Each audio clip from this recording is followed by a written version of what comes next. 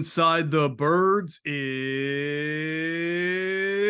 back. What's up, everybody? It's Geoff Mosher. No Adam Kaplan for this edition of Inside the Birds. But you know what? We got the Matt Stairs of pinch hitters right now.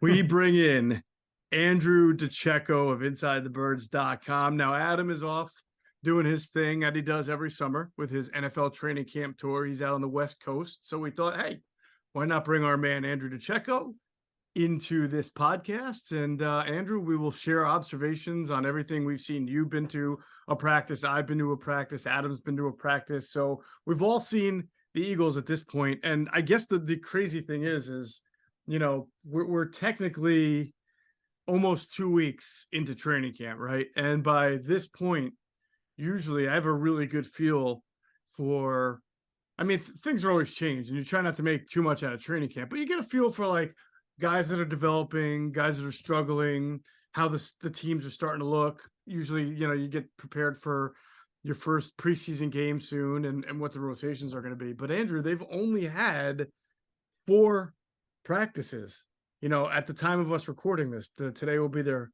5th, I believe. Yeah. And that's just not a whole lot. I mean, if you go back to like, you remember the days of Lehigh, the first 3 practices were just rookies. Right. And then it wasn't like, you know, your 4th or 5th practice, you had your veterans in there and then the pads came out immediately. And then, you know, for the rest of the way, it was pads. And here we are almost 2 weeks in and all we've seen was 4. And the first 3 were ramp up practices. So you haven't yet seen it. I was there on Tuesday, so I saw the first padded practice, but it's kind of culture shock really to really see. And then the whole, you know, day off in between each practice, which just started this year, makes it even more, I guess, challenging for guys like us to really, you know, get a really good beat on development and personnel groupings and rotations. Yeah, and the depth chart. Yeah, I mean, you know better than anyone that those 2-hour morning practices and PM practices at Lehigh are long gone, my friend. Yeah. I mean, the number of reps alone, right, in an old 2-a-day between the morning practice and the afternoon practice feels like quadruple the number of reps that you're seeing now. And, you know, we'll start off and talk about Tuesday's padded practice, but, you know, we were talking before we started recording that really, I think there were only 3 team drills, you know, team periods, I should say, during the Tuesday practice, which was padded. And then one of them was it started off in the red zone, right? So it's great. You're watching red zone reps and that's important, but those go by a lot quicker because there's a lot less ground to cover. So it's sort of like I left thinking, wow, I saw some really good stuff, but I wish I had an opportunity to see it in a more like expanded format. But you know, that's just not what it is anymore. No, unfortunately not. Unfortunately, we're getting a lot of abbreviated team drills. And yeah, I didn't even get to see any one-on-ones, which is what I love. That's one of my favorite part of training camp, to see the O-line and D-line and the wide receiver DBs. But I didn't even see any of that because the pads weren't on yet.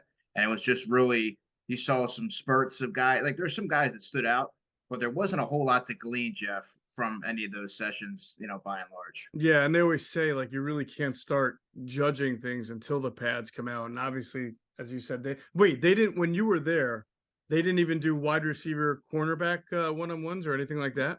No. Wow. So it's really tough to glean like who, you know, where guys stand. How's a guy like Joe Nada, who, when I was covering him throughout the draft process, how he handles his release off the line of scrimmage. These are things that I look forward to watching, hopefully, as we get advanced here in training camp. Yeah. And you know, to give people a visual, right, that I don't think if you've ever been to the NovaCare, I forget what year it was where they sort of changed the layout of the fields. It might have been during the Chip Kelly era, but the main field where they're going to do team drills on, right, 11-on-11s, is the field that is, from our vantage point, like a north-south look, right? So if we're standing on the bleachers, right, looking down at the field, the action's either coming at us from the opposite end zone or going toward the opposite end zone. So we're behind the action. So it kind of feels like you're at an NBA game behind the backboard, you know, behind the rim, where you only see one vantage point. You know, it used to be back when they would go sort of from an east to west, you could see both the offense first, like at Lehigh, right? Plus, you could stand right there and be 20 feet away. You could see the snap, you could see the alignment. And now it's Hmm. just a little bit more challenging, which is it's somewhat intentional on the team's part, no doubt about it. Yeah. But that's okay because we got a lot of intel. And listen, this is why we do what we do. Whether Adam, whether it's myself, whether it's you working the phones, trying to figure out, what we see doesn't match with what the experts see, and we'll get into that in this podcast. We got a lot of people to talk about. It's still a lot of information that comes across, and there's still a lot of things that stand out. Both of us are going to share observations on what we've seen in the practices we've went through, and we're going to have a lot of fun doing it. So first, as I always do, I want to mention that Inside the Birds is presented by our friends at Ocean Casino and Resort in Atlantic City. It is the exclusive Jersey Shore resort of Inside the Birds. So we've talked a lot about the modified practices, right? And this is the first year that they've had a day off in between almost every practice. So it's kind of crazy, like, because people keep saying what the Eagles do, it works for them. It's smart. It has prevented them from having injuries. And the Eagles keep changing it, to be honest with you. They keep modifying it even more to the point where this year there's a day off in between. Well, I shouldn't call it a day off. There's a walkthrough in between each practice. So they are getting work in, but obviously it's a completely different, it's not open to the media, and it's a completely different type of work. Although I imagine, Andrew, that these walkthroughs are a little bit more intensive because nobody's there, right? And because they can get away with not calling it an official practice, but still have everybody at the NovaCare lined up. They're not in pads, but I bet you the mental work, right, is what they're really going on, and positioning and alignment and technique and things like that. That's very important stuff that I'm sure is going on those off days. Oh, absolutely. That's that competitive advantage that Nick Sirianni always talks about. I think they get a lot of work done. I would imagine, at least, in those walkthroughs.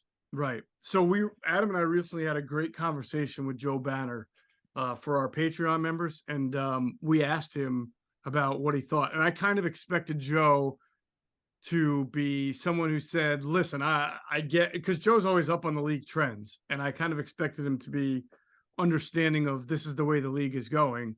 But I also, knowing that how aligned he was with Andy Reid, right, expected him to sort of express a little bit of a skeptical sentiment about just how little the Eagles are doing in the days off. But he actually complimented the Eagles. He thought that they were ahead of the curve, and there are a few reasons he went into why he felt like what they were doing on the surface appears to be the right thing. Now they could go have a bad year, have a lot of injuries, and everybody's going to question it. There's no doubt about that. But he was definitely aligned with that kind of thinking that you're seeing from the Eagles from a practice regimen standpoint.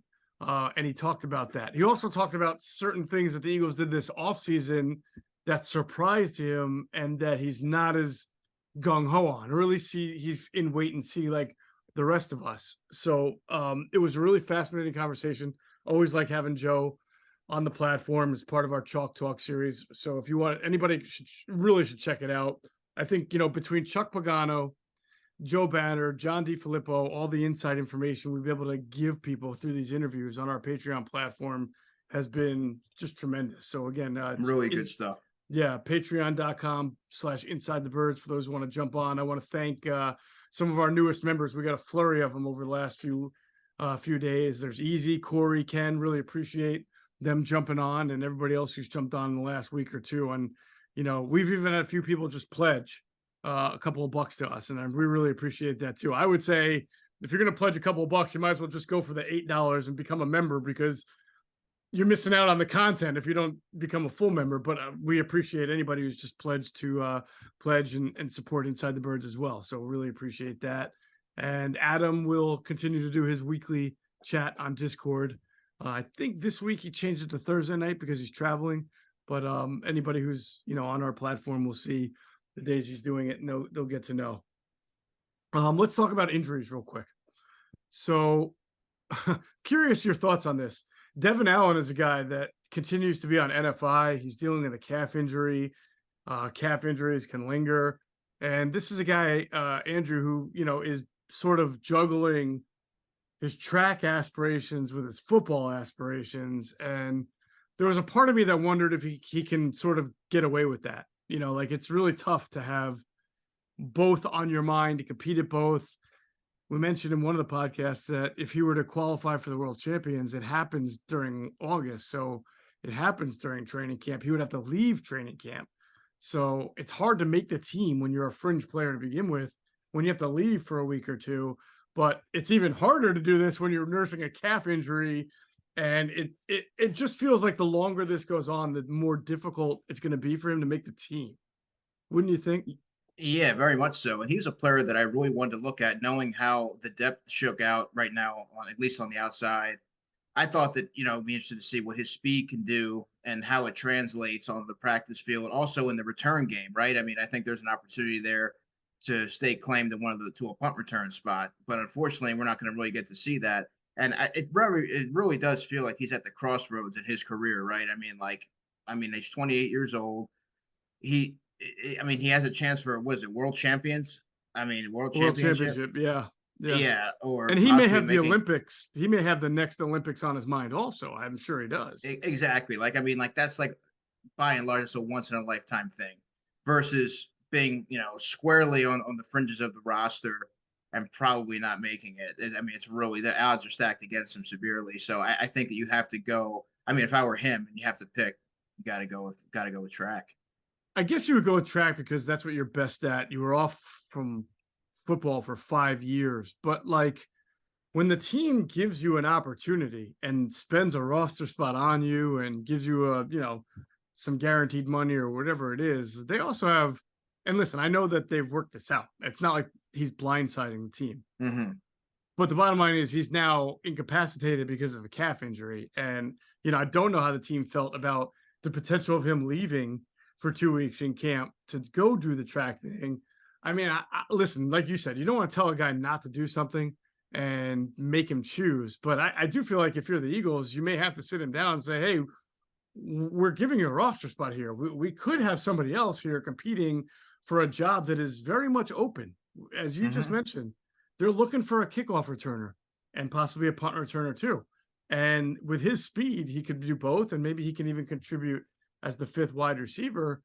And I would think at some point they would ask for a commitment of some sort. Sure, I think that's fair to say. It's a business at the end of Yeah. the day, and to hold on to a roster spot for someone when they might, you don't know when they're going to come back. Those calf injuries linger, and just to hold on to somebody's spot when you could sign somebody who wasn't drafted freshly out of college and might have a more realistic opportunity of maybe making the roster of the practice squad. I think that they eventually it's going to come to a head here. You would think and say, hey, listen, are you in or are you out? Right. Do you think that, he caught that, I think it was a 55-yard touchdown last Yeah, year from Gardner from Minshew? Reed Oh, Stinnett, Reed I think. Sinnett, right. Reed Sinnett. It was a nice post. So he showed that speed. He's been developed for about a year and then OTAs, right? Do you think that he was viable candidate for the fifth receiver job compared to like the fact that there's so many other wide receivers on the squad? Not entirely, because I think a guy like Joe Nada, given his age and I think his athleticism, I think that would be a much more favorable prospect, if you're looking at it like that. But I will also say that Devin Allen really impressed me as a gunner and on kickoff coverage last preseason, which is Mm-hmm. obviously if you're the fifth or sixth receiver on a team, when you're sort of configuring game day roster spots, you're going to give it to the guy who's going to contribute on special teams. So I think there's something to be said for that, but I don't think there's a ton of upside there given his age and just you see the guys in camp right now. They all. I think might be. You can argue that the second or third tier of receivers is some of the best that the Eagles have had in recent memory. Oh, yeah. Listen, Quez Watkins says he's an elite receiver, so we'll get into that. And obviously, they've got Olamide Zaccheaus, who's a sure-handed guy. And honestly, to your point, it's also probably their most talent they've ever had at the starting wide receiver spot too.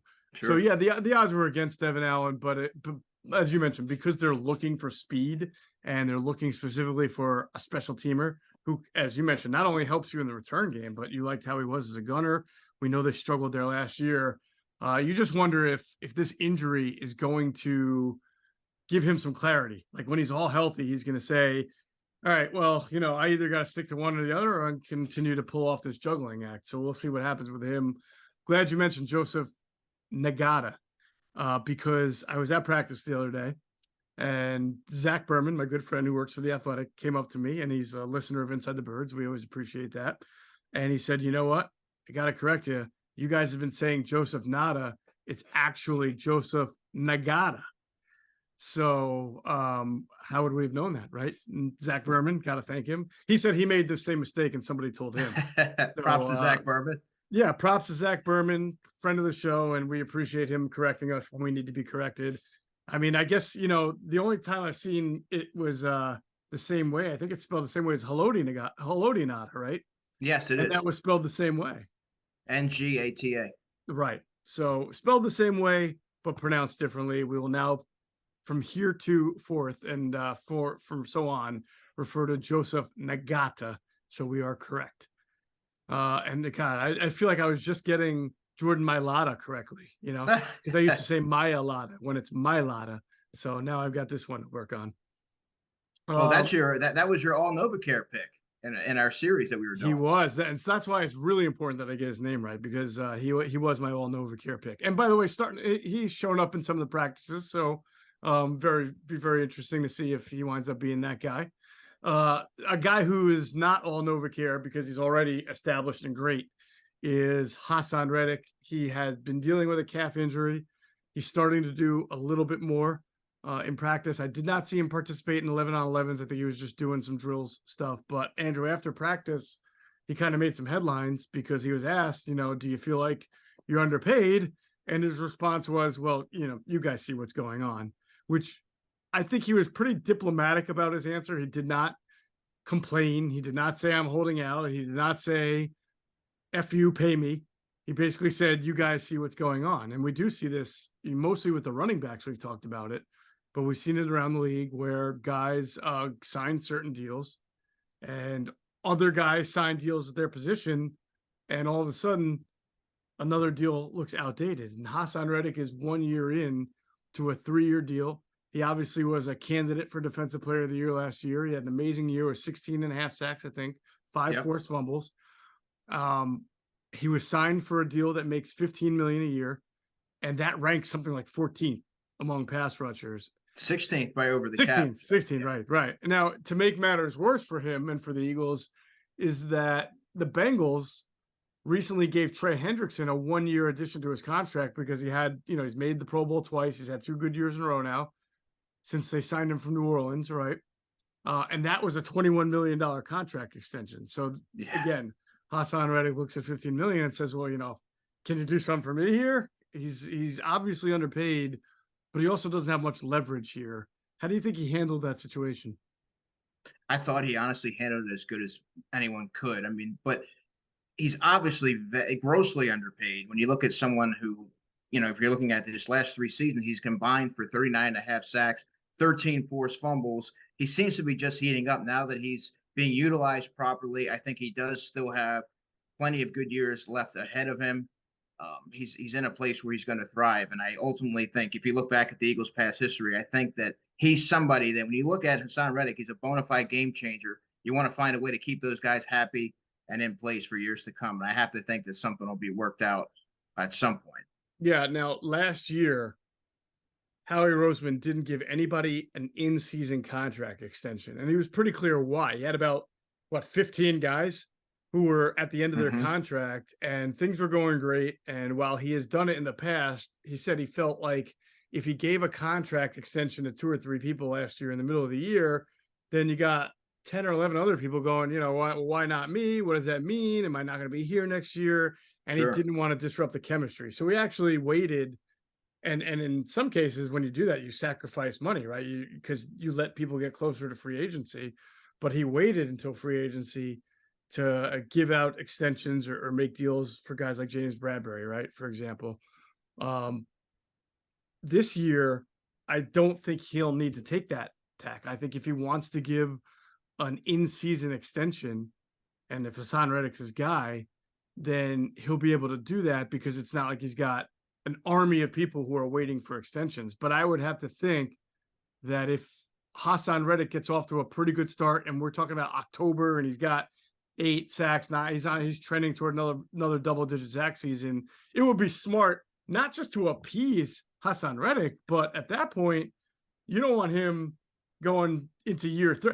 He won't play year 3 on the same deal. And plus, you'd probably want to get that extension to get those extra years and to start to lower the cap number, because it's going to get higher if anybody else starts to get an extension, like, because you got right now, you got Devontae. Pass rushers. You got Nick Pass Bosa, rush. who's holding out. Not attending camp, waiting to get paid. And then there's another defensive end who's still waiting to get paid. So once those guys get paid, the number is going to get even bigger. So it probably does behoove Howie Roseman to do something before the end of the year. I have to think that they're going to. Hassan Reddick's been the consummate pro here. I think he's going to continue to be productive. This is a guy that already has 20 sacks, I think he said the other day, in his sights. So we'll see what he's able to do. He's going to have to mentor someone like Nolan Smith. I think he's going to be a really valuable player, and another double-digit sack season in the cards for him, I think. Yeah, and also you think about the position, right? You've got Brandon Graham, who's up again at the end of the year, and who knows if he's really going to play yet another year after this, right? You've got Derek Barnett, who's also probably not going to be back next year. So that's 2 pass rushers right there that you're probably not going to be giving money to in 2024. And Derek Barnett. Well, yeah, Barnett, Graham, and then even Fletcher Cox. I don't know. Is he going to be back again in 2024? I don't know. It feels like they'll be getting a lot younger next year. So they'll have the opportunity and the funds to give Hassan Reddick the contract he deserves, and maybe even give Josh Sweat an extension as well. Oh, absolutely. I think Josh Sweat needs to be a prime candidate for an extension as well. Right. The arrow continues to trend up for him. Absolutely. And by the way, drafting Nolan Smith didn't hurt them either, because then they have, you can really start to turn the page next year. Hassan and Josh Sweat are kind of your veterans. Nolan Smith is one of your younger guys, and I'm sure they'll draft another pass rusher in the next year or two. Jalen Carter will be in year 2 by then. So you could see how we can see the future. You can be able to afford Hassan Reddick, give him big money, knowing you got a lot of young stallions here on the defensive line coming up the chain. Let's see. So also from an injury standpoint, we talked about Derek Barnett. Now, I don't know what he did at the practice you were at. He is still dealing, coming back from the ACL surgery. I don't think he participated in 11-on-11s, but I did see him doing more drills. I know he participated in the 1-on-1s at the padded practice. Did he do much at the practice you were at? He did not. No, I think that was like the last one before he started to slightly ramp things up. Okay. So then basically it seems like each practice he's starting to do a little bit more. So like I said, he did participate in the 1-on-1s.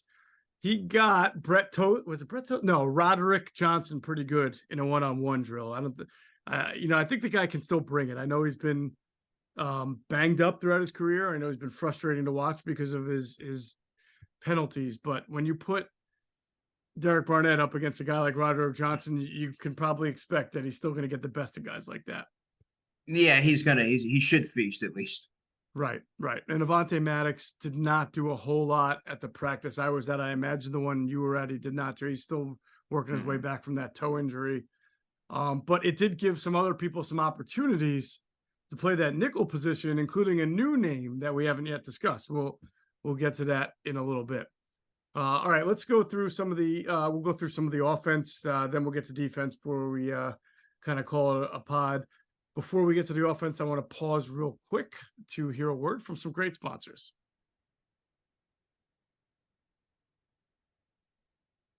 All right. Also, Andrew, it's Ocean Casino's 5th birthday this summer, and they can't wait to celebrate with you.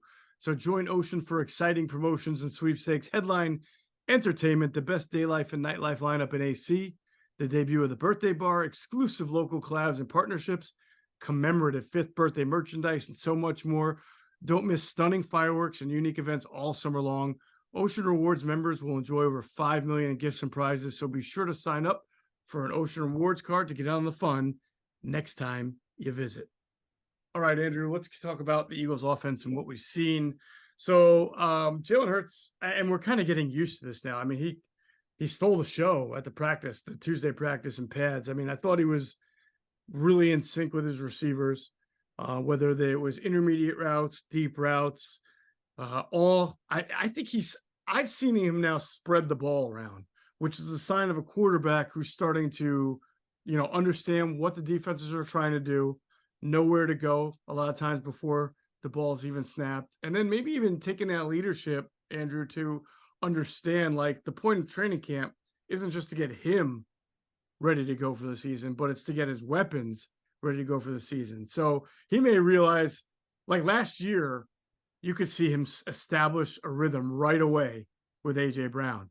I don't know if you remember this, but the first week of training camp, he threw to AJ Brown so much. The storyline, did you remember the storyline started to be like, Yeah. is Devontae Smith going to start to get jealous? Is there an issue here? How does Dallas Goedert fit into the equation? Yeah, Yeah. exactly. Yeah. It was almost like AJ Brown overkill. And, come season, everything was fine. Devontae Smith caught his fair share of balls, so did Dallas Goedert.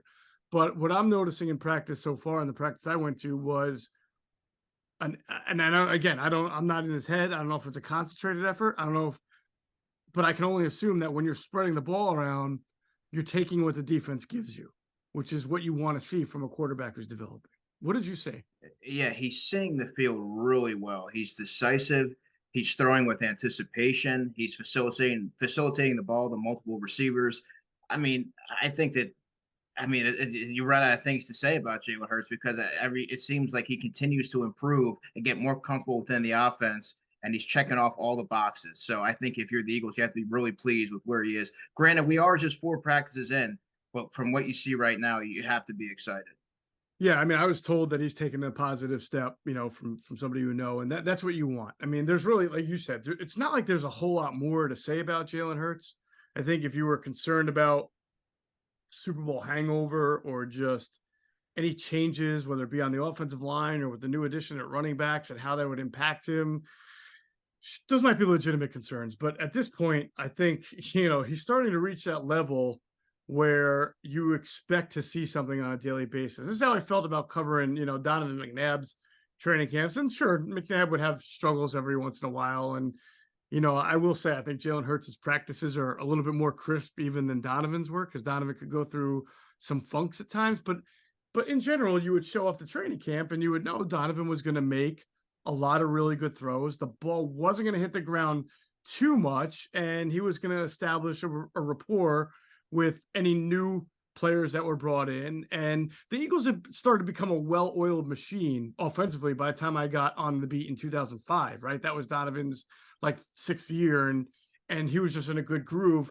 And that's where I feel like Jalen's getting really close to being at, where you show up and you expect sort of a baseline level of production. The one thing, though, that I still marvel at is that he does not put the ball in harm's way. He doesn't throw interceptions, despite the fact that he's very aggressive. Was he aggressive downfield in what you were able to see in your practices? He took a shot to Quez Watkins. I think Quez had 1 foot out of bounds. He lasered one into AJ to start the first pass of team drills, and that was good. And then he threw one down the left sideline that was a little underthrown, intended for Devontae, and Josh Jobe came over and broke it up and almost picked it off. But other than that, I thought he was really sharp and like I was saying, just really decisive with where he's putting the football. He throws the ball on the move really well. I mean, if you go back 2 years ago and even last year in camp, there were times you'd say you wish you would just, you don't get hit, so just stay in the pocket and make the throw. But he's become so adept now, more so than 2 years ago when he first took over, at being able to kind of reset his feet and hit that target, even if he's flushed or just moving left or right, that you see the torque on the throw now because he's setting his feet. So the mechanics are there. I know people wondered what things would be like for him without Brian Johnson there as his position coach. Now it's Alex Tanney. And Brian Johnson is clearly involved in just, being the offensive coordinator. So he doesn't have as much day-to-day work with Jalen Hurts, but it almost seems like the perfect time for Brian to have this promotion, because I don't want to say he's done all he can do with Jalen, but now at this point, Jalen's Jalen. The mechanics are good. Alex Tanney will step in, and you hope that you don't see any drop off. Again, it's training camp. We're not trying to make too much of it. I'm not saying that there won't be a point in the season where Jalen Hurts doesn't struggle. We've got to see how defenses adjust to him, what they try to do differently to him, and then how he counteracts. But as of now, for training camp, I mean, he comes to work and he does his job, and that's really all you can expect. I think we'll get a better idea on some of those other things about attacking different defenses and what he's doing to counteract what other defenses want to do when the Eagles start their joint practices. That'll be a little bit better of a barometer. Yeah, I think the continuity can't be overstated. I mean, Brian Johnson's still there, so he's still presiding over his development. Alex Tenney was there last year, so having those coaches in place that can continue to, facilitate that and nurture that growth, I think is really going to be instrumental in getting him from, and the doorstep of an MVP candidate to probably seizing that role this year if he stays healthy. Right. Right. Well, speaking of staying healthy, if he doesn't stay healthy, his backup is Marcus Mariota, right? And I think you've seen it. I've seen it. It's been chronicled that he's had some interception issues going back to OTAs, and at the practice I was at, he threw 2 interceptions. One of them was in one-on-ones, and you're not really supposed to throw an interception in the wide receiver cornerback drills, but I will say this: he was trying to lead Tyree Jackson with a pass, and Reed Blankenship made a sprawling interception. I mean, he really jumped up to get it. Now, again, it's one-on-one. So you'd like, as a quarterback, when you're not facing a pass rush, you just let your 6'7" tight end get the extra step and then you throw the ball. But I don't know what he's working on. So I'll look at that and say Reed Blankenship made a really nice play. In team drills, though, he did what I saw him do in OTAs, which is try to force a ball on kind of a corner route, a mid-range corner route, overthrow it. In OTAs, I saw him underthrow it or throw into coverage and get picked off by Christian Ellis. The padded practice on Tuesday, he overthrew it and he gave Kevon Wallace like the red carpet to an interception. I would love to say nice play by you, Kevon Wallace, but really all he did was catch a ball that was thrown to him. And that wound up being his second interception of the day, and I think third or fourth of training camp. So what did you see from Mariota when you were there? Because they weren't in pads yet, so they were still just doing a lot of drill work. Well, from the sounds of it, it sounds like I saw the least shaky practice that he had thus far anyway. He threw a 40-yard bomb to Greg Ward, who got behind Josh Jobe. Obviously not a good sign for Josh Jobe. Greg Ward's not a burner by any stretch. But I don't know if he was expecting safety help or what the case was. I thought he had a couple good, showed some good awareness on some scrambles, and he got the ball out quick to the running backs on multiple occasions. But that said, there was still some spotty. His accuracy was really shoddy, and I thought there was some. I didn't think he was very consistent. And I thought that the offense was sort of turbulent, but with him at the controls anyway. Yeah, no, I think that's a good description of it. That's someone explained to me. They're waiting to see him be a little bit more patient. He right now, he's not very patient with what he's seeing. You said you noticed some scrambles, right? I noticed him run well with the ball as well. But again, you're wearing the red jersey. Nobody's going to hit you. I think what you're looking for, what the coaches are looking for, is a guy to know what he wants to do with the ball. And if it's not there, try to get to the second read and then maybe run. And it looks like to me that Marcus, and again, this is a new offense. New weapons outside of Olamide Zaccheaus, who we played with last year, right? New environment, new coaching staff. So I don't want to, make too much of it, but he certainly doesn't look like a patient quarterback right now. He looks like someone who's got a lot going on in his head and needs to, and listen, I don't think it helps him that the Eagles only have practices every other day and they have these walkthroughs in between and they didn't have much OTAs. I think that hurts all the newcomers, right? You're in a new environment, whether you're Terrell Edmonds, right, coming from the Steelers, and you're just not practicing reps wise as much as you were in your past environment. So it wouldn't surprise me if it took Mariota a little while to really start to warm up and get used to this offense and what it's all about. Yeah, and even though he's a veteran, really tough to establish a rapport when you're on, you're off, you're on, you're off, you're on, you're off. I just think that's really tough for any player, especially someone coming in from the outside to trying to learn a new offense. Mm-hmm. And like you said, he hit a nice play. Who was it that he threw the deep bomb to? Greg Ward. Okay. And he threw a couple of short. Yeah, exactly. you don't necessarily correlate the two. But No, it's just amazing that Greg Ward is still here catching 40-yard passes, man. this is his seventh summer here in Philly, believe it or not. But Mariota Grandfather. had a couple of nice short dump offs to Zacchaeus where you really got to see his short area quickness in action. He does have some run after the catch ability, which is really his hallmark. Yes, he does have run catch ability. That is true. It's just I don't know if you would have told me like 5 years ago, right, that Greg Ward was going to be on the team competing for a roster spot in 2023, even though the Eagles had brought in AJ Brown and drafted Devontae Smith, I would have been like, "You're crazy," because at that time at the time you would have believed it because they had no wide receivers, right? And Alshon was on his last legs, and it was clear he's on the way out, but all these years later, there he is, and he still makes play. He's about as dependable as it gets. He just doesn't really offer much in the form of what you're looking for in a wide receiver at this point in the game. He's a lead by example guy. Obviously, he doesn't have the gaudy measurables, or he's not overly fast, but he does lead by example. I think he's very well respected within the locker room, and somebody that you can always, is very dependable. I think what you're going to get it from him day in and day out. And I think that he's helped a lot of those younger players along. So he does provide some value. I just don't know how viable of a roster candidate he is right now. Yeah. I think that's a fair comment, even though this fifth wide receiver spot is open. But listen, if he's on the practice squad, I won't be surprised because he's Greg Ward. He's starting to become like sort of Julian Vandervelde-ish in his ability to just somehow be a part of the Eagles, no matter how many times they cut him, right? I thought that was going to be Matt Leo for a while. It did seem like it was getting that way. As far as AJ Brown, Devontae Smith, I got to tell you, Brown is Brown. He caught a 50-yard touchdown from Jalen Hurts. And it was one of those vintage AJ Brown touchdowns where he beat, and again, the action's coming at me. So I could see that he was lined up split left, right, coming in my direction, but I could not tell the type of move he put on James Bradbury. But it was just a clean beat.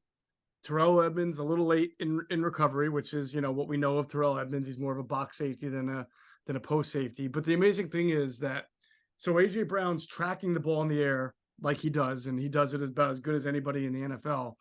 And the ball was so well thrown, and he had beat James Bradbury so much, and with no safety to recover, he literally had to kind of downshift as he got to the goal line to make sure he didn't overrun the ball. And he just slowed up, put his hands out at the last second, caught the ball, touchdown. And to see it from my angle, because he's coming at me, that the way he's able to maneuver and manipulate his hands late in the route. Late hands, yep.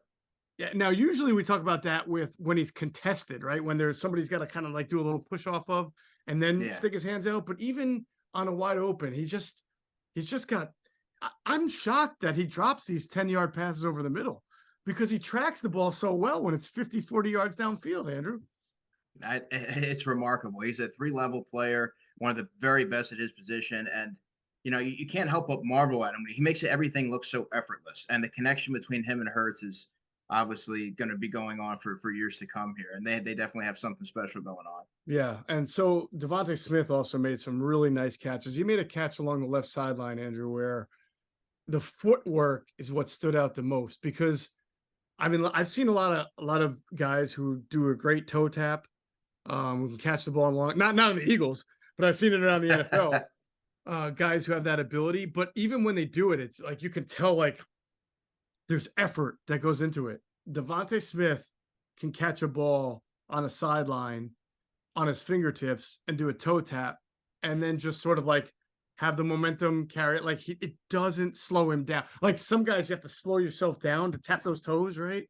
And he just seems to do it all in one motion. Like when they say poetry in motion, Devontae Smith is a guy. In fact, one person I spoke to said that this person thought Devontae Smith was the best route runner that he's seen on the Eagles in maybe 20 years, which is, wow. I mean, again, the Eagles have had some good receivers. They haven't really had route technicians. Jeremy Jason Avant was a good route runner. Avant was a good route runner. Yeah. But yeah, you're right. You can probably count the really, really proficient ones on one hand.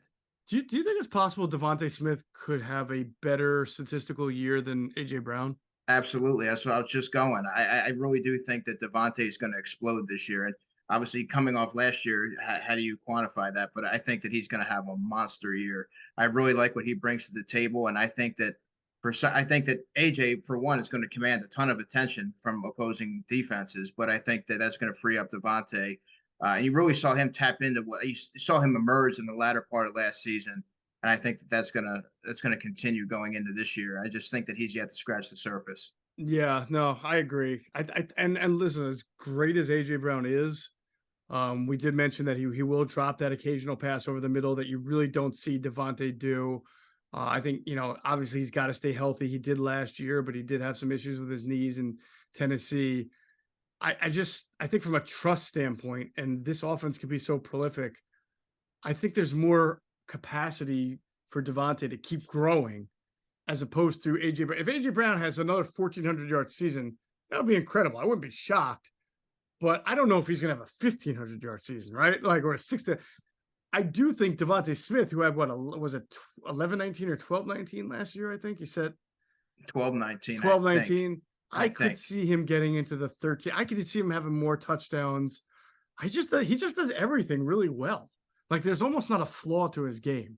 He is so smooth, man. Like you said, watching him run a route is like poetry in motion. Yeah. He's just a really fun player to watch, and he puts on a route running clinic daily. Did you happen to see the NFL tweet to the video they tweeted of him doing the ladder drill? No, I did not. Oh my God. I thought that they were actually running the video in like 1.5 or 1.8 like time, like faster, but they weren't, because I realized other people in the video in the background are moving at the normal speed, but his feet, he's toe tapping with just like electric feet. Like he got shocked, you would think. But he's doing it naturally, but his feet are moving so fast. It's like like watching butterfly wings flutter. My like God, you see it in blur. His feet were just so fast. I don't think I've ever seen anything like it. I'll never forget being at the East West Shrine Bowl, and maybe it was like 2021 or something. And I asked an Alabama defensive back, I said, who was the toughest receiver that you had to cover? Waddle, Ruggs, and I go down the list. And he said Devontae Smith. Out of all those guys, and that was when those other guys were really, the preeminent players on that team. And he mentioned Devontae right off the top without any hesitation. Yeah. Yeah, man. The guy's gifted. I feel blessed as a journalist, right? And you probably feel the same way, as just someone who's an observer of the game, who's watched the Eagles for close to 20 years now. Let's see. Yeah, I'm getting up there on 20 years, right?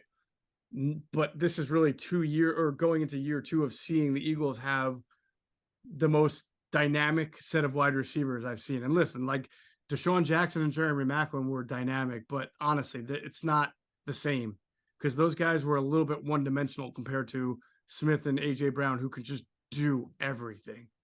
It's really special. It really is, and they have just such an explosive aerial attack, and they can beat you in a multitude of ways, and really exciting, especially for you, who you went through the Reggie Brown years. You covered all that. And I think Kevin Curtis. Yeah, Darnarian. You were there for Darnarian McCants, I'm sure. So to be able to see all the, just the Dallas Goedert, and just see like the plethora of weapons, be able to beat you in a multitude of ways, I think that has to be special for you as a journalist. Think about that. I was at 06. Andy Reid won double-digit games and a division title with Reggie Brown and Kevin Curtis as his top receivers. Incredible. Incredible, right? Not unbelievable. That's pretty good. Then the Hank Basket, of course. Was I think the 06 or whatever. I don't remember, but they had a number of those guys that came through. Yeah, and then transitioning from LJ Smith to Brent Selleck as tight end, which great guys, nice guys and all, but not anywhere in the Zach Ertz or Dallas Goedert range either. I mean, it's just unbelievable to see this evolution of the Eagles as an offensive centric team here. Yeah, you remember Matt Schobel and all those guys. Oh, I remember Matt Schobel. I remember James Casey. Oh man, we have fun doing that on this podcast. Just going through any other backup tight ends that I can think of. Matt Schobel is a good one right there. There are a couple other. You and I always, every summer, we go back and forth on Twitter naming all these obscure players that were Lehigh legends. Remember Cornelius Ingram? We thought he was going to be great. every summer, Great guy. every summer, man, every summer we said this is going to be the one. And he tore his Yep. ACL, Yeah, he was an awesome unfortunately, dude. I felt bad for him. He was a really good dude who tried really hard. and he had a lot of ability. Yeah, yeah. All right. So moving away from the receivers and the quarterback to the offensive line, we've seen Cam Jurgens. He took all the right guard reps at the practice I was at. I think he's basically taken all the starting right guard reps. So he's definitely trending toward being the starter. Now, one person told me that while he's doing well and he's been a positive throughout camp, when the pads came on, you can tell that, and this is where you really start to judge offensive linemen and defensive linemen when the pads are on. He can be a little bit anxious with his foot and his hand punch once that rush comes in, right? The pads are on. Now all of a sudden defensive linemen are really coming at you. You're doing red zone drills. So that means the defense is blitzing a little bit more. And that's where you start to really see. So I am curious to see if Tyler Steen will get an opportunity to get his chance at first team. I mean, right now, Cam Jurgens is doing well, and I guess he's on that trajectory to be your starter, but I don't want to close the race or call it done. But Tyler Steen will probably, I assume, get a few chances to show what he's got at right guard. And what I was told was after the first padded practice, the one thing that stood out about Steen was that he was able to handle the physicality of it. That was a question mark because he's never played the inside guard. We know inside, when you're playing guard and you're going up against tackles and three techniques and sometimes noses, you got to be a little bit more physical than playing the outside against the speed rushers. So he was able to handle it, and that was a positive development for Steen. But it does look like right now Cam Jurgens is sort of, leading that race for now. Yeah, I'm not totally surprised. I sort of picked him as my favorite. I thought that he was going to be in the lead, at least initially, right? We're only 4 days in. That's not to say that Steen won't get his opportunity, but when you have a player that you drafted in the second round, it's kind of hard to envision shelving him for yet another season without giving him every opportunity, right? A Right. lot has been made about his lack of size, but he does have a lot of athleticism, which if training camp's been any indication, they're going to utilize the running backs a lot more in the passing game this year. And I think that having somebody like that can get out there and move some bodies around, I think that that's going to be integral to what the offense appears like they want to do. Yeah, no doubt about it. And I think that you're making really good points on that. His size, by the way, we talk about it a lot too. It's almost not as much size as it is your strength and your physicality. And what I mean by that is he's really not that much smaller than say than Isaac Seumalo. And there are a couple other guards who play in the league. Zach Martin's not the biggest guy either. There are a couple of pretty Joe Batonio, right? Who are guards who are in that 6'4", 303, 305 type range. But the difference is those guys were offensive linemen. Zach Martin went to Notre Dame. He played during that time where they were just pumping out offensive linemen like McGlinchey and Nelson. He even came before that. I forget the name of their offensive line coach who was with them for a while. He's like a renowned offensive line coach. He's not there anymore. Took a job with the Bears. I forget where he's floating around now. But Zach Martin, again, an offensive lineman who played there all throughout his college career, whereas Jurgens was a tight end for the first 2 years and then moved to center. So it's not like he's been an offensive lineman for a long time, and he hasn't been anything other than a center, whereas I think Zach Martin played guard and tackle in college. So the big question is how is he going to match up against these really physical, strong interior linemen when he really has only had 2 years of experience against it. Plus last year, right, when you got that opportunity too to be cross-trained. So he seems to be holding up right now. But obviously, I think with the pads out now, we'll get a little bit better of an idea. Can he make the adjustment if he gets a little jittery when that pass rush comes in? There's also the sorting issue when you're the right guard and there's 6 men up at the line of scrimmage. It's not just the center. As a guard, you've got to understand, well, are they stunting on my side? Are they twisting? There's a whole lot of things you got to look out for. At the practice I was at, Andrew, they didn't really do a whole lot exotic stuff, right? There were a couple blitzes, but I didn't see a whole lot of stuff where I thought it could be really challenging for a guard to sort through and pick up. I don't know. I imagine without the pads, you probably didn't see anything, other than vanilla schemes on defense from the side too, right? Exactly. Yeah. I was hoping to see more, but I will say one of Cam Jurgens' preeminent traits coming out of the draft was he's a technician, but he's also very, very high level intelligence. So Mhm. it sounds easy, but I think that eventually he'll grasp whatever they're asking him to do. He may seem a little jittery now because a lot's getting thrown at him.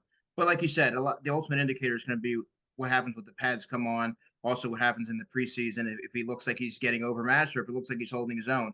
But either way, I do think that Tyler Steen's going to get an opportunity as well to showcase what he's able to do. Sure. And by the way, we know that Cam Jurgens was drafted because of his athletic. He was drafted to be the heir apparent to Jason Kelsey, one of the best athletic centers there is, even though Jurgens actually tested even better, right? So it was supposed to be a seamless transition. If his performance, I'm talking about Jurgens, can sort of match the athletic traits, then you're going to get a really good right guard if that's the case, because that's already built in. He just has to understand the game and the position. The Hmm. athleticism should naturally shine through once he's not like thinking about things.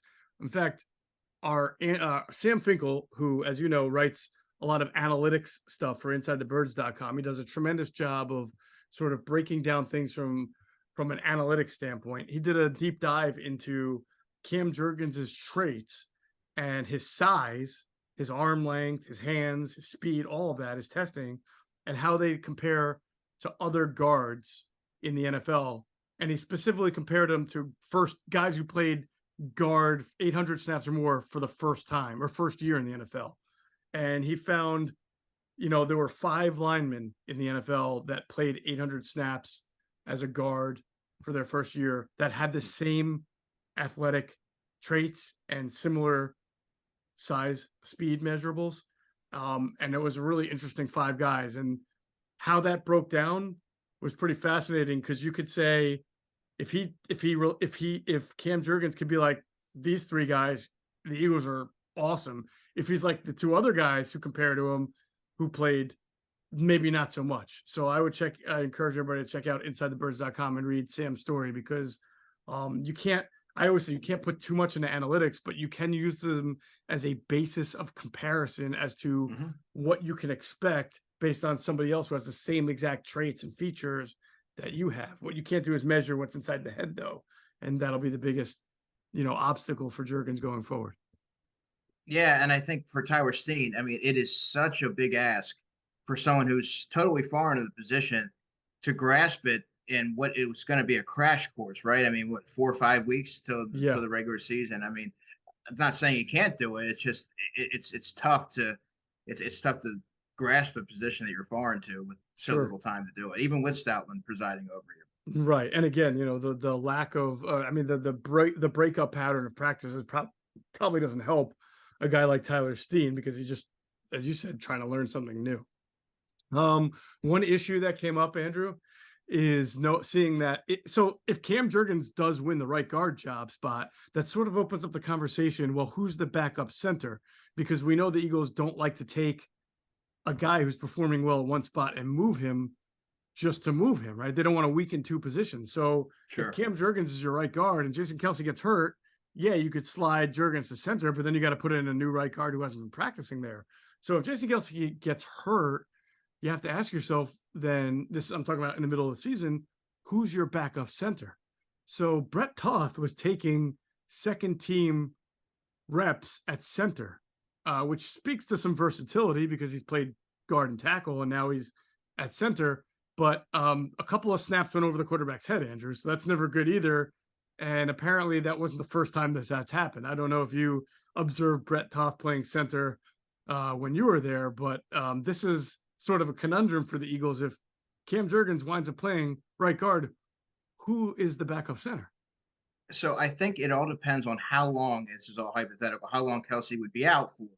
If it's a short period of time, I think you can slide Cam Jurgens at center, and then you plug in someone like a Jack Driscoll who has played that in game situations, and he's logged a ton of snaps in the NFL. You can kind of plug him in there, and he's going to be steady. I think to put somebody in there like a Tyler Steen, who's totally new to the position, might not be the best plan of attack. But I think that Jack Driscoll, being the jack of all trades, pretty much, no pun intended, might be a suitable option in that case.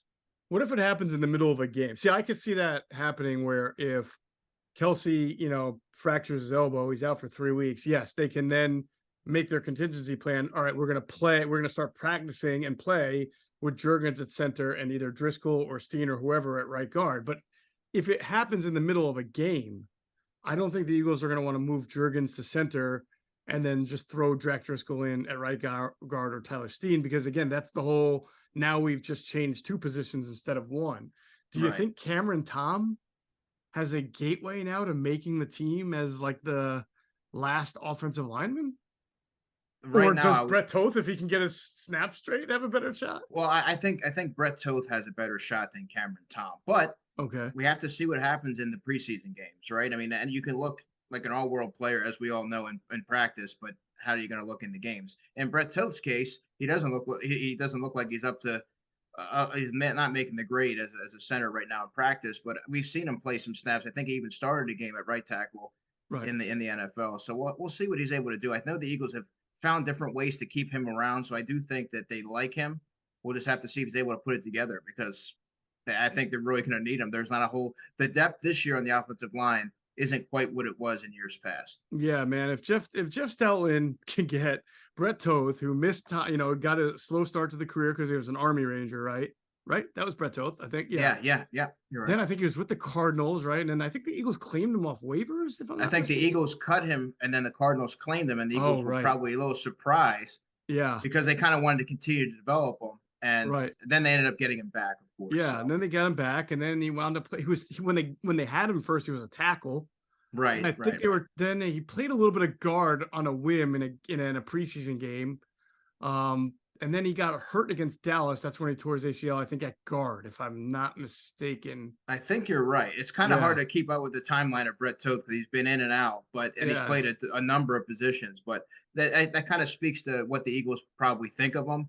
So I Yeah. think that he's somebody that's going to be given a lot of opportunities to make the team. Yeah. Well, now the dude's practicing at, I mean, you got to think, if he's practicing at second team center, then he's got a shot to make this team as your swing center guard with tackle experience. As in the key reserve that they need there, especially if Jurgens is going to be your right guard and starter. So kind of just it's definitely something we'll have to follow as training camp goes on. And I agree with you.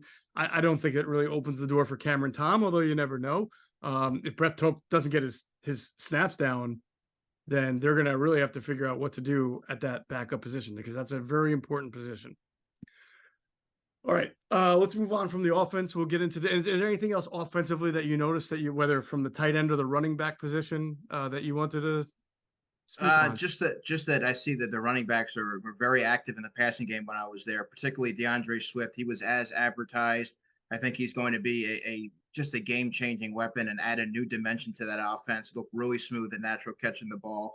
Kenny Gainwell, he only had 23 catches last year, but I think that he's going to be probably have a larger role than some may anticipate. I really do, and I think they like him. And Rashad Penny, I think that maybe when you were there, he made a point that I think he said something to the effect of, it wasn't that I couldn't catch the ball in Seattle, as I really wasn't asked to do that. They didn't really throw me the ball. But that being said, he only has 27 career catches, so I don't think that he's really going to factor into that aspect. Yeah, it's fun. I wrote about this on InsideTheBirds.com that Rashad Penny said that the Eagles have the most advanced running back route tree that he's seen.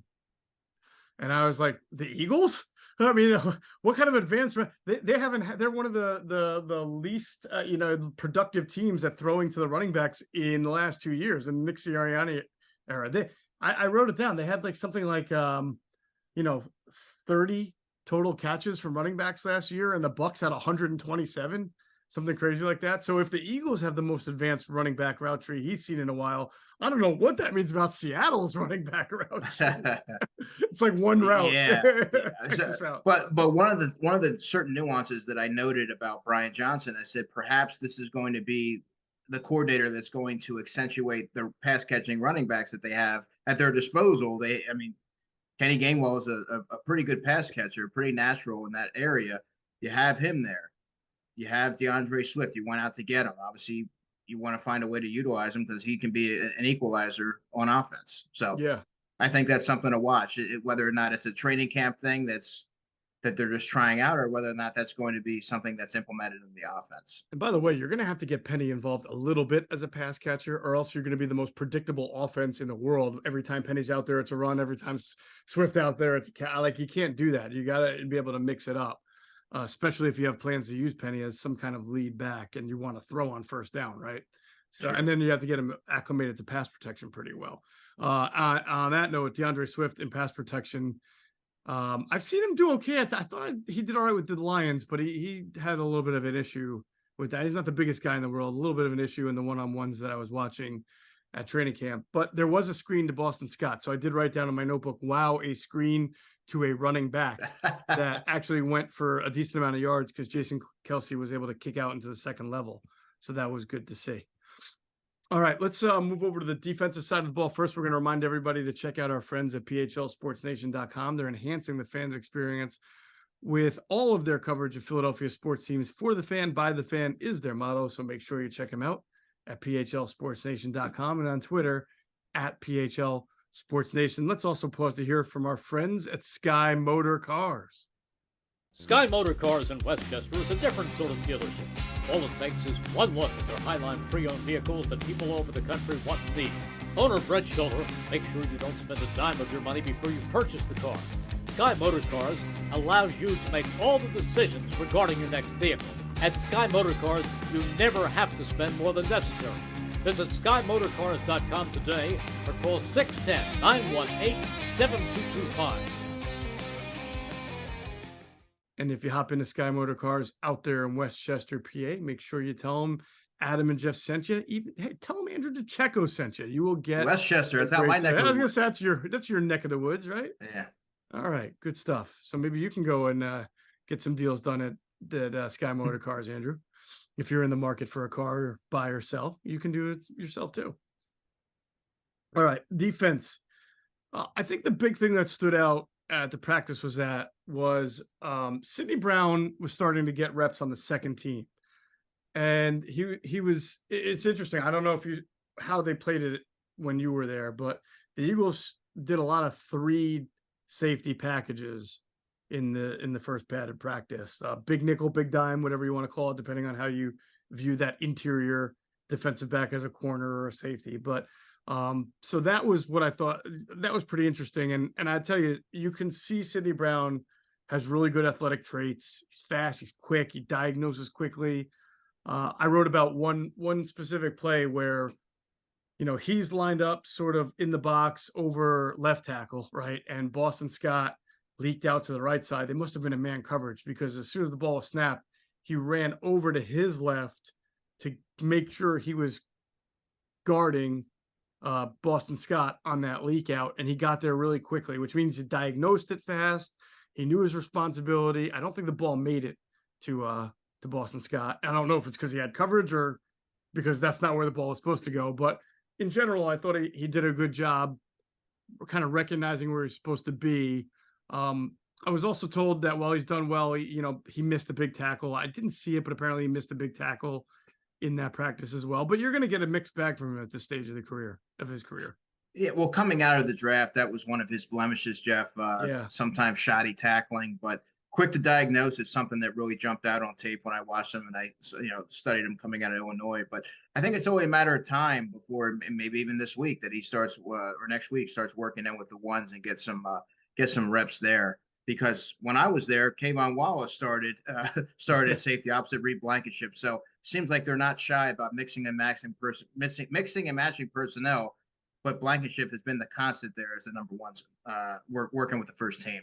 Yeah, so I was also kind of scratching my head because I saw a lot of what I thought were 2 safety looks with Wallace and Blankenship as the deep safety. And then I would notice, oh, wait, Terrell Edmonds was in there in that 3 safety look, and he was playing closer to scrimmage, which is where he should play. But it sort of creates an odd picture where all 3 of your safeties are probably better closer to I guess Reed Blankenship can play that free safety spot better than the other 2.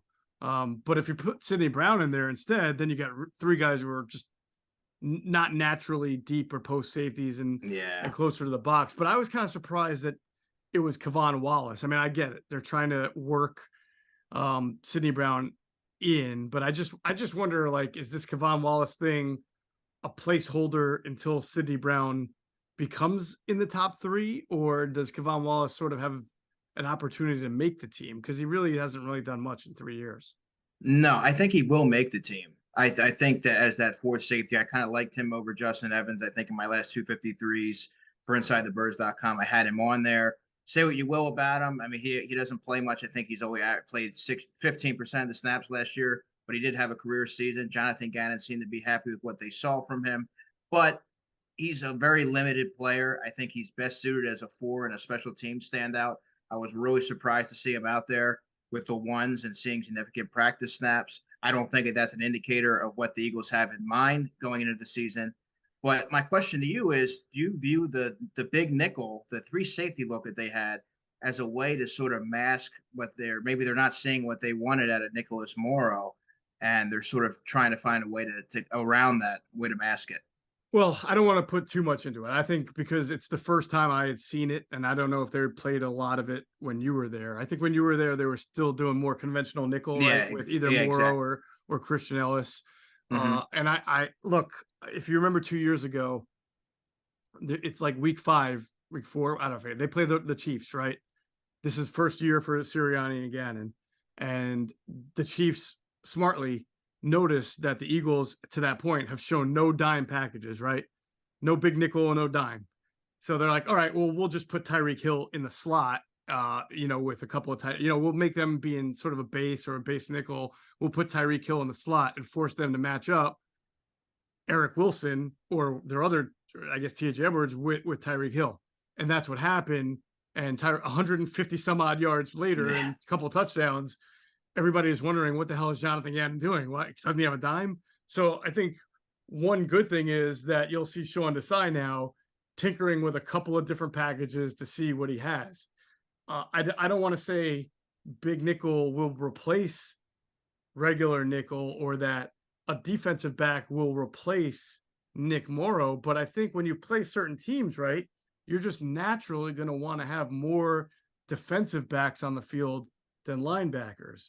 And then you have to decide, do you want Nick Morrow on the field or do you want your third safety? Mm-hmm. I don't know if they're ready to make that decision on whether not 4 practices. Right, because remember, Sidney Brown's issue is that he hasn't done a whole lot of coverage either. Right. Eventually, what you're really looking for is a cover person there. So, they're going to want to juxtapose. They're going to want to see both packages. They may want to use both packages throughout the season, but they obviously want to find the one that works best for them. So I'm not ready to say anything's replacing anything or anything's a dominant defense, but I do think it's smart that Sean Desai is getting a lot of different packages on the field to see what he's got. And I think it goes without saying that Nick Morrow isn't guaranteed anything, and Sidney Brown as a rookie isn't guaranteed anything.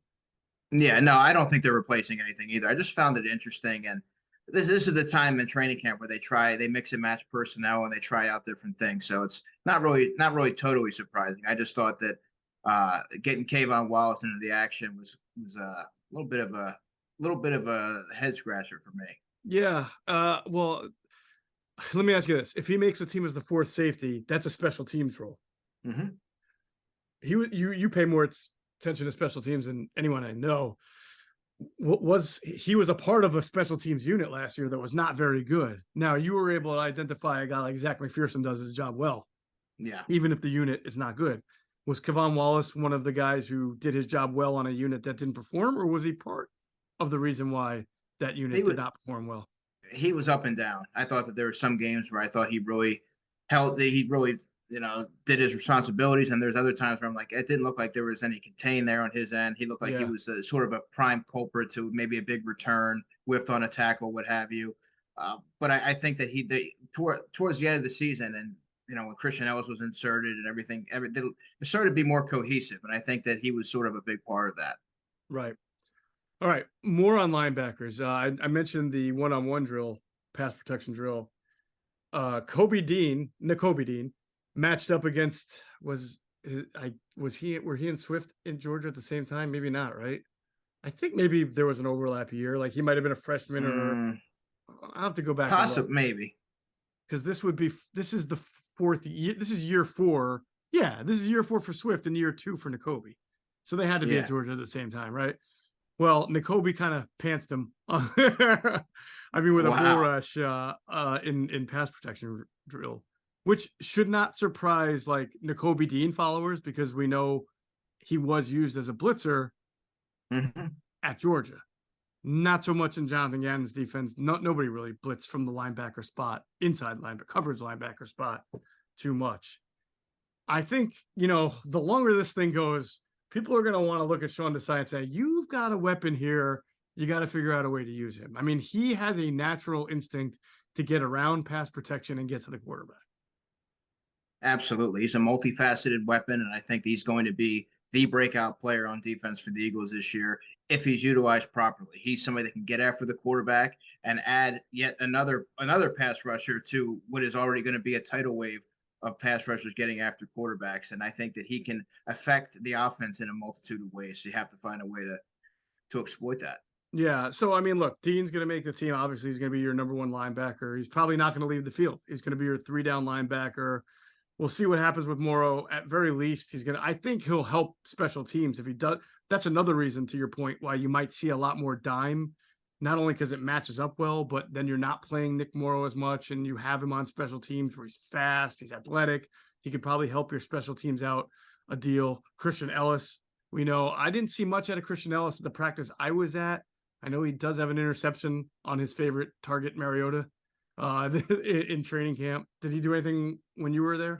No, he did not. But an interesting Christian Ellis stat from last year: he played 22 defensive snaps and was credited with 7 tackles. So he finds the football and he's very active, whatever that's worth. Yeah. So, I mean, I think those 3 guys in some form or fashion are going to be linebackers for the Eagles, and we'll just see on the bottom roster guys or if Howie Roseman makes a move there. I didn't see much out of Sean Bradley. I think he's another guy that you say is an inconsistent part of that inconsistent and sometimes not good special teams. Exactly. I think he was a big culprit of that. Yeah. By the way, did practice start with a primal scream from Sean Bradley walking past? Because for me, that you hear a big scream and you look over, yeah, it's Sean Bradley. I didn't hear it. And the day before that, apparently it was too. I did have to run very, very quickly to the porta. Well, I can't call them a porta potty. They have those nice restroom trailers right at the start of practice. So maybe I missed the primal scream while I was he brings a lot of my own. He brings a lot of energy, that's for sure. But you could definitely hear him when he's walking on the practice field. Right. All right. So defensive line. So Jordan Davis is obviously a big storyline. I thought, when I saw him out there, he did look more conditioned. He is making more plays. Watched him in one-on-ones. Gave some poor offensive linemen some issue. I mean, one-on-ones are set up for him to just dominate because he's enormous and so athletic. But watched him. I thought he had a good first step when he was out there in 11-on-11. So again, this is a guy who's really Nakobe Dean needs him to play well. So Nakobe is kept clean. I will say, from the way I understand it, the Eagles are happy with his conditioning and how he's performing so far. Still waiting to see maybe like the splash plays come out. Still waiting for that guy to be like, oh, I just saw like what Haloti Ngata looked like or what Dexter Lawrence looked like last year. I think they're still waiting for that part to come in, but that's an evolution. I think that first you just got to see him on the field, conditioned and doing his job. Yeah, I think those big plays are coming. You can sort of see it in spurts. You can see the talent, the ability. He's starting to come into his own. Everybody progresses at different level, at different speeds. But I think he's getting there. Cool. As far as Milton Williams, he's sort of started as the starter with Jalen Carter worked in because they don't give the rookies, the right away, right a bit. But I saw Jalen Carter on the field quite a bit. I thought he looked apart, very strong. I mean, he can really handle a double team when need be, which is probably going to be a big difference this year for the Eagles in run defense, is that he will fight through a double team. He will show you his power. He will show you his athleticism. He will show you at the point of attack how to not get moved back compared to Javon Hargrave, who for all of his pass rush was not someone who was doing a whole lot of fighting against the double teams. What did you see when you were there from Jalen Carter?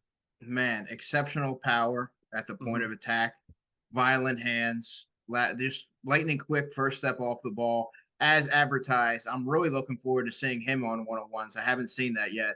I can already see a Landon Dickerson Jalen Carter head-to-head, mano-a-mano, and I'm looking forward to that one.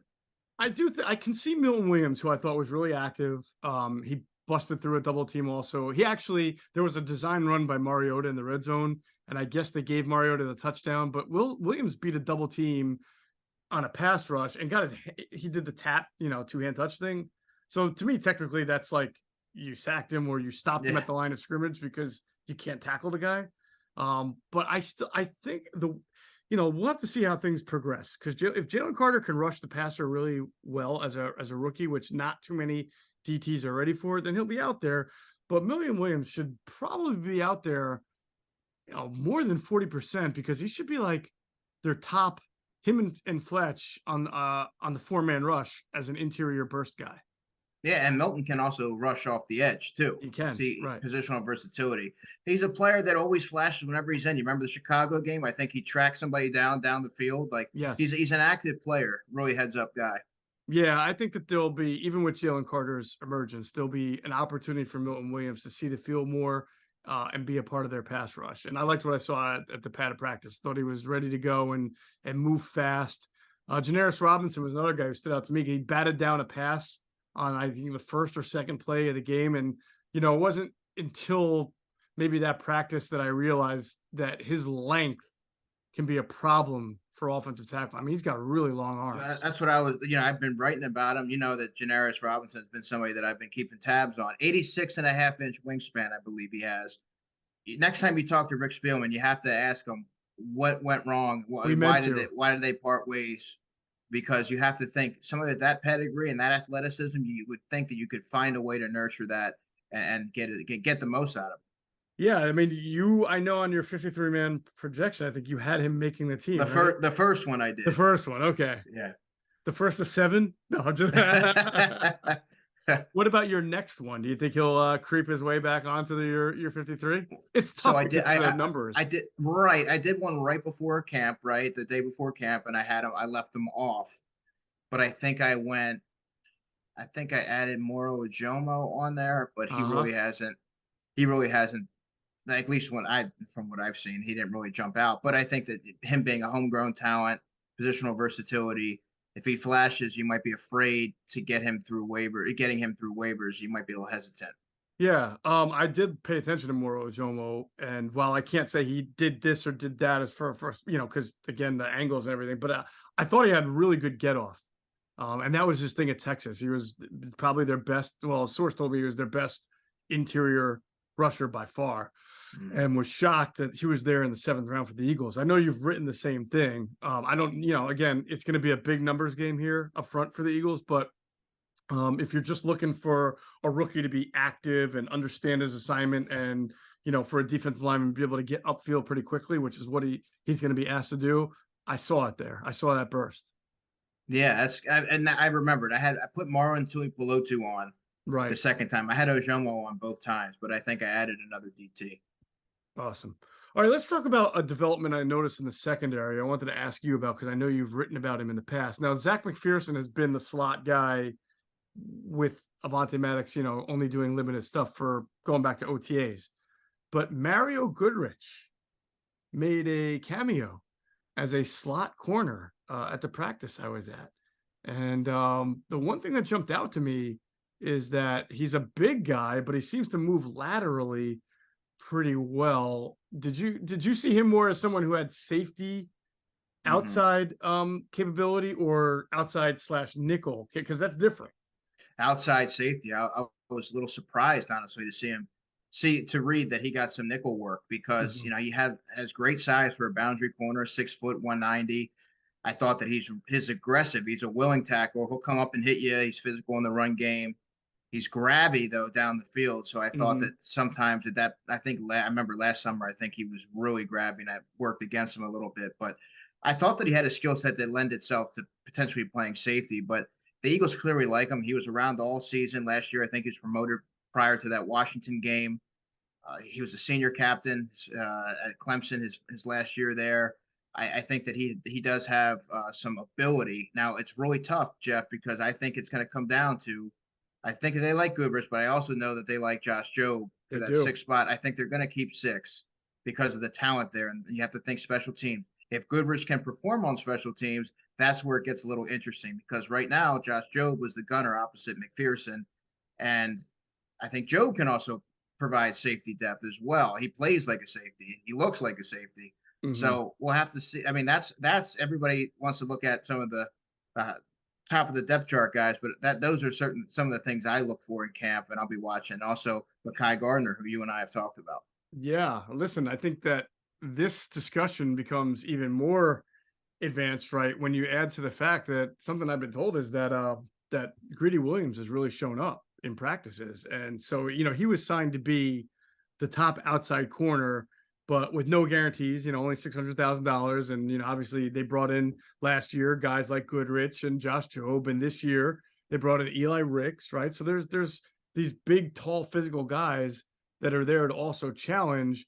And what you're seeing so far, the feedback I'm getting is that you gotta like what you see out of all of them. Now, I wonder if Goodrich playing inside was part of that 3 safety line. I wonder if that was him as a safety instead of a corner. I mean, it That's really what doesn't matter. It's just a title, right? well, no, that's what I'm starting to think, though. Yeah. Because and also we mentioned Mekhi Garner. I mean, you talked about the hit that he laid on Charleston Rambo, I believe. This is a player who's 6'2", 212, had a 38-inch vertical, 4.5. I mean, I think that if you look back, and I did the research on this, going back to 2010, there's only been 1 year, and that was 2020, that the Eagles haven't had an undrafted free agent make the roster. So, and he's the guy I circled from day one as somebody that I thought was going to make a serious push. And I kind of envisioned him being the special team standout in the preseason and fighting his way on there, like we saw at Blankenship last year. And I just have to mention, Seinfeld fans will appreciate this. In college, Mekhi Garner majored in marine biology. Oh my God, we have to ask him about that. That's a heck of a major, Absolutely. man. Absolutely. Marine biology, and he went to LSU. He went to LSU. He spent his first 3 years, Louisiana Lafayette. He's a raging Cajun. Oh, okay. Now wait. Lafayette is in the northwest corner of the state, right? Mm-hmm. So that's kind of far from the Gulf. Yeah. And Baton Rouge, if I'm mistaken, is a little bit of a drive from there. I mean, you're majoring in marine biology. It's not like you're attending University of Miami and you got the ocean right there, right? maybe he was inspired by Costanza. I don't know. That is really funny.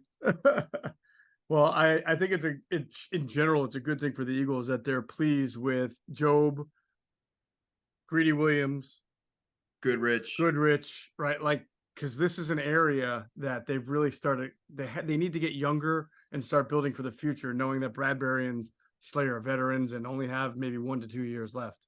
That's what I'm really going to be watching, those final DBs. And a guy, I don't know if you saw anything from him, but I've been getting asked about him a lot. I'm going to key in on him next time. Eli Ricks. I know that reps are at a premium, so he's not going to get a chance to do a whole lot, but I've been getting a lot of questions about him. Yeah, I mean, it's really tough. I mean, we wouldn't be talking about the hit. We wouldn't be talking about Mekhi Gardner right now if it wasn't for the hit that he put on Charleston Rambo that stopped everybody at training camp and was like, whoa. Like, if he had put that hit on AJ Brown, he'd be cut by now, right? But he put it on Charleston Rambo, so it's like, oh, hey, good hit, kid, right? Yeah, so that's fine. But like in general, the third stringers, with such limited reps already and limited practice, you get almost zero kind of indication of how these guys are doing. The only Chim Okafor stands out, the tackle from Benedictine. Yeah, right. Yeah. He stood out to me only because he got abused by who was it? Nolan Smith in one-on-one drills. So it made me go like, I remember getting, and I'm not trying to take anything away from Nolan Smith. He was quite bendy on that play. He could have given anybody an issue, but I'm like, who the heck is that tackle, right? So I'm to get the roster sheet roster, I'm like, oh yeah, good old Chim Okafor from Benedictine College. Who he held up just about as you would expect against a first round pick from Georgia named Nolan Smith. Put it this way: when I was conjuring up my my undrafted free agent summary, I had a really hard time finding anything on him. He had like 5 different stops, and like I think he was like NAIA. I don't know, but he was all over the place. Yes, NAIA. That's right. That's what Benedictine was. That Yeah, it's very rare, no matter how small the level. Like we've seen guys from Incarnate Word, right? That's a college, right? Yeah, So Mike Tavares, I remember, yeah, linebacker. I yeah. don't know why I remember that. That is crazy of you, man. We've seen guys from really small colleges before and been able to identify the college and find info on the player. But this guy from Benedict, this one was like, does he really exist? You know, Yeah. like I had information on the kid they signed from Stony Brook a couple of years ago, the offensive tackle. You remember him, Michael Bamiro, like Yeah, 5 or 6 yeah, years ago? Yeah, yeah. yeah. And that was Stony Brook. But I couldn't find anything on Team Okafor. But he now knows what it's like to go up against Nolan Smith. I'll tell you that. He probably is going to bed tonight thinking, how do I stop that next time that happens to me? Yeah, a guy gets like 3 reps all day, and one of them he just gets completely schooled. Oh, just got pantsed. Yeah, it was rough. Well, listen, you did a great job filling in for Adam Kaplan. You can come pinch hit anytime. You probably will have to down the road for whether it's me or Adam. But it's been fun, and I know we're going to try to get you to the next open practice at the link. So hopefully you'll be able to see that. If not, you'll be at another practice pretty soon. And we'll do it again down the road. And, Look we'll forward to always it. have you on. I think we have you on before the season starts, right? To do the 53-man Awards. roster. We'll get you on. And we got to do the awards and fantasy football stuff. Yeah. Oh, we'll yes, that's right. I haven't teased that yet. We are going to do a fantasy football series starting pretty soon with Andrew and Adam and myself for all you fantasy football players out there. And Andrew always has his work for InsideTheBirds.com and his fantasy previews every week. So you can look forward to that too. All right, that's going to do it for this episode of Inside the Birds, the leading podcast in Eagles intel. As always, we thank you for flying with us inside the birds.